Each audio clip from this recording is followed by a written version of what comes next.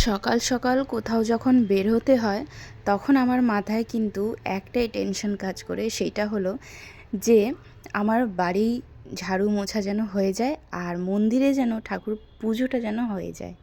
আমি খাই বা না খাই সেটা আমার টেনশন নেই, তবে পুজোটা যেন হয়ে যায়, এটা হচ্ছে সবচেয়ে বড় আমার টেনশন হয় সকালে বেরোবার সময়। তা আজকে যেহেতু সকাল সকাল বেরোতে হবে, তা যার কিছু কাজের জন্য যার জন্যে আর কি, তার মধ্যে হচ্ছে আজকে বৃহস্পতিবারের দিন। আর জানেনই বৃহস্পতিবারের দিন পুজো করতে কত সময় লাগে আমাদের।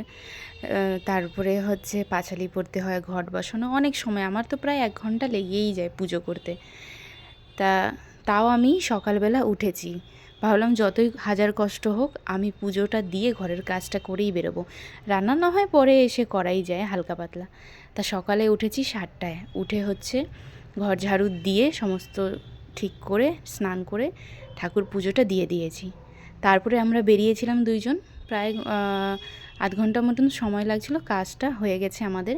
এবার বাড়ি ফেরার সময় আপনাদের দাদাভাই বলছে যে এখন বাড়িতে গিয়ে কি কষ্ট করে টিফিন বানাবে, চলো বাইরে থেকেই খেয়ে নিই।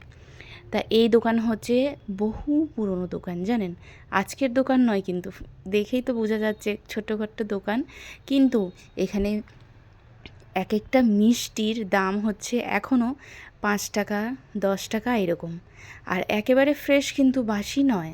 ঠিক আছে, সকাল সকাল দোকানটা খুলে যায়, এবার সন্ধ্যা 7টা 8টার আগেই দোকানটা বন্ধ হয়ে যায়। এখানকার প্রত্যেকটি খাবার খুব ভালো ফ্রেশ থাকে। তা আমরা বললাম যে ঠিক আছে চাল, তাহলে এই দোকানে গিয়েই লুচিটা খাওয়া যাক, মানে সকালের জল খাবারটা। তা লুচি খেতে মন চাচ্ছিল, ফুলকো ফুলকো লুচি ময়দার। এমনি তো বাড়িতে ময়দার লুচি করি না, অনেক দিন ধরেই আমার ময়দার ফুলকো ফুলকো লুচি খেতে মন চাচ্ছিল।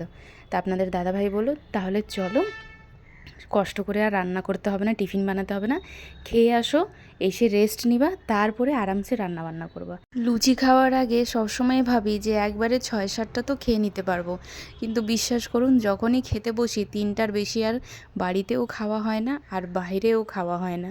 চলুন টিফিনটা করা শেষ, এবার আমরা চললাম বাড়ির দিকে।